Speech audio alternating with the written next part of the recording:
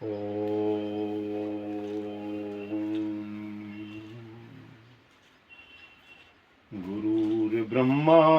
गुरुर्विष्णु गुरुर्देवो महेश्वर गुरु साक्षात् परम ब्रह्म तस्मै श्री गुरु वै नमः। आदरणीय मित्रों, आज हम मूर्ति पूजा, मूर्ति उपासना, मूर्ति के संदर्भ में चर्चा करेंगे। हम लोग टीवी पर भी कई जगह पर, कई स्थानों पर, कई वार्ताओं में विपक्ष दोनों की बातें देती है। कोई कहता मूर्ति ये, कोई कहता मूर्ति नहीं होना चाहिए, कोई कहता होना चाहिए। अभी मैं एक स्थान पर था, वहां पर उन्होंने कहा कि भाई हम हमारे में मूर्ति का लॉजिक नहीं, हम मूर्ति को नहीं मानते हैं।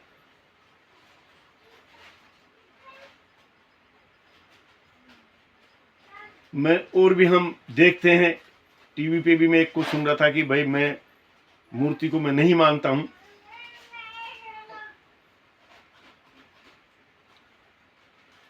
आज हम इन सब प्रश्नों पे विचार करेंगे। जब मैं उस वार्ता में मेरे से कहा कि भाई हम लोग मूर्ति को नहीं मानते और हमारे में कोई बात भी नहीं है कि जो जैसे इंसान ने मूर्ति को बनाया वही उसकी पूजा करे और वही उससे कुछ प्राप्त करे। मैंने कहा भाई मानना नहीं मानना ये स्वयं विवेक के ऊपर निर्भर करता है, लेकिन मैंने कहा इसका सिद्धांत तो बनता है।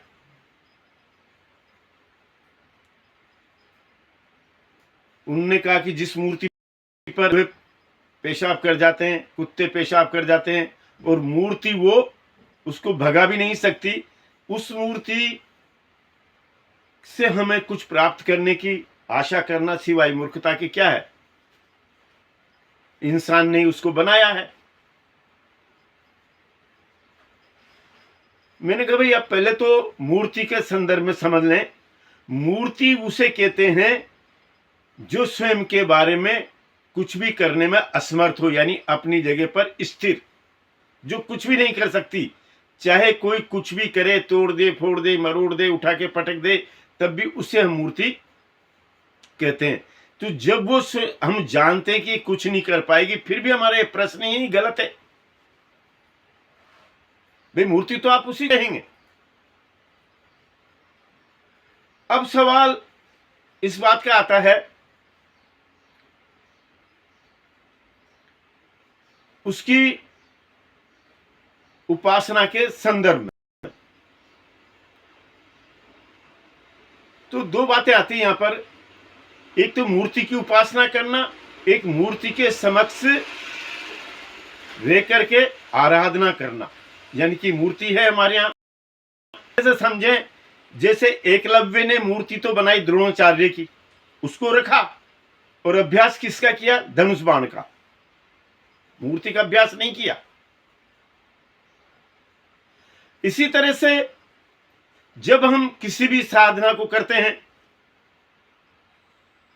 तो मूर्ति हमें प्रेरणा देती है आगे बढ़ने के लिए, आध्यात्मिकता के उसमें।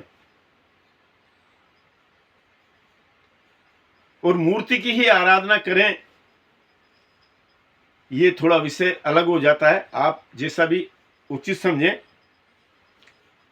अब मनुष्य ने मूर्ति को बनाया, उससे अपेक्षा कैसी?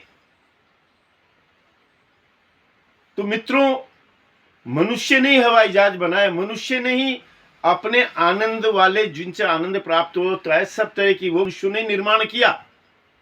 और उस हवाई जहाज में कौन बैठता है? सफर कौन करता है? मनुष्य ही करता है।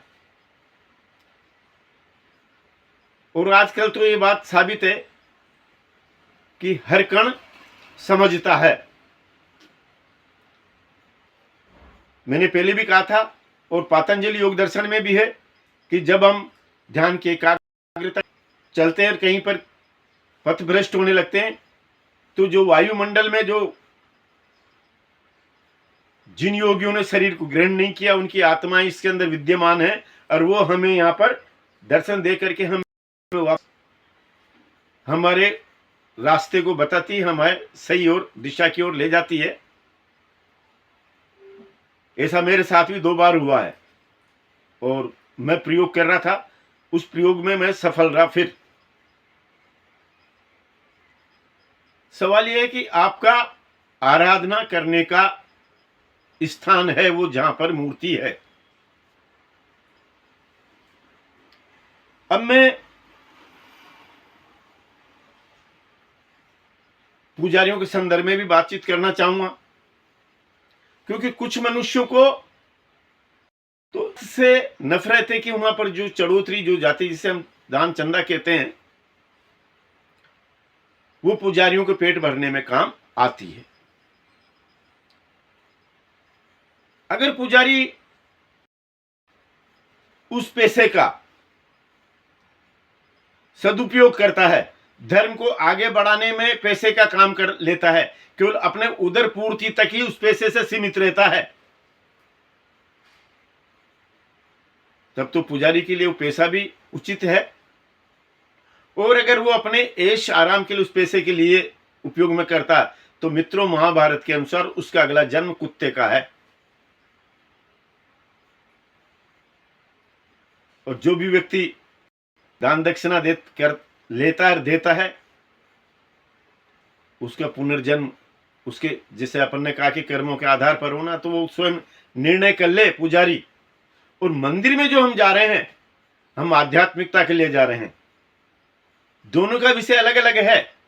पुजारी का विषय अलग है और दर्शन करने वाले का विषय अलग है। हम जो अपना उतना सा ही दान दे करके आते हैं जितनी सी हमारी श्रद्धा होती है। और ये मैं निवेदन करूंगा, जो भी महंत पुजारी हैं, वो सनातन धर्म को आगे बढ़ाने में उस पैसे का उपयोग करें, उस पैसे का अपने परिवार तक ही, अपने बच्चे बच्चों तक ही सीमित नहीं रखें। मूर्ति के बारे में फिर मैं कहूंगा कि आपको उसके सामने उपासना करने की पद्धति आना चाहिए, तो मूर्ति भी आपको ज्ञान देगी। और आप अगर आपका अधूरा ज्ञान है ये, कि जैसे कि मूर्ति के ऊपर डिपेंड हो जाना, निर्भर करना, ये भी आपका अधूरा ज्ञान है। अब मूर्ति की भर्त्सना करना, उसको वो तोड़ने तक की सलाह देना, नहीं मानने की, ये भी आपका अधूरा ज्ञान है। आप मानो तो ठीक है, मेरे कमरे में कोई मूर्ति नहीं है, लेकिन मैं लंबे समय तक ध्यान पर बैठता हूं, 2-2, 3-3, 4-4 घंटे तक, आनंद आने लग जाता है मुझे। लेकिन मैं आज आप मूर्ति से ध्यान तो हटा दोगे किसी भी व्यक्ति का, जैसे कि मैं कहूंगा जो हमारे में जो गरीब तबका, उसका आपने मूर्ति की तरफ से ध्यान हटा दिया, वो मजार की तरफ चला जाएगा, चर्च की तरफ चला जाएगा, फिर तो आपका ज्ञान धरा धरा रह गया। यहां तो मूर्ति रोकेगी उसके लिए, और आप चूंकि उससे मूर्ति से हटा ही चुके हो और वो प्रयास कर ही रहे हैं, और आप उनमें प्रयास करके बताओ, तब जाके आपका नाम है। उनमें भी तो 50 तरह के वो हैं, आप उनके बारे में क्यों नहीं बोलते हैं? आज बाजार पे भीड़ लगी रहती है, चर्च में लोग बागों का, हमारे समुदाय में से कई जाने लग गए। तो मूर्ति एक ऐसी वो है जो उनको रोक करके रखती है। आप भी इतना, अगर आपको ज्ञान प्राप्त हो गया है मूर्ति से ऊपर का, तो आप अपने पास तक ही रखें, अच्छी बात है। इसमें कहाँ की गलत बात है कि हम आकार से निराकार की ओर जा रहे हैं, और ध्यान पर जब बैठते हैं, अपन बैठने लग जाएंगे, ध्यान पर चले जाएंगे, तो फिर आपको सब वस्तुओं का ज्ञान, सबका रहस्यों का ज्ञान प्राप्त होता जा रहा। इससे क्या बड़ी बात हो गई? आप कहेंगे तभी हम जानेंगे, ऐसा कुछ नहीं है। अंत में मैं यही बात कहूंगा, मूर्ति अपने स्थान पर है, आप अपने स्थान पर है। आपकी इच्छा है तो मानिए, आपकी इच्छा है तो मत मानिए। एक टीवी पर एक बहस हो रही थी, एक तो कह रहे थे कि राम प्रकट हुए, एक कह रहे थे कि राम का जन्म हुआ। अरे भाई, तू जन्म मान ले, तू प्रकट मान ले, इसमें बहस का कहां विषय है? आप दोनों अपना अपना उसको मान लो, में कहा कि बड़ी बात होगी। सवाल आता है उनके सिद्धांतों पे चलने का, जो बहस का विषय नहीं है। महापुरुषों के सिद्धांतों पे चलने का, उस पर कोई बहस नहीं हो सकती। अंत में यही कहूंगा मैं, नमस्कार और ध्यान पर बैठना।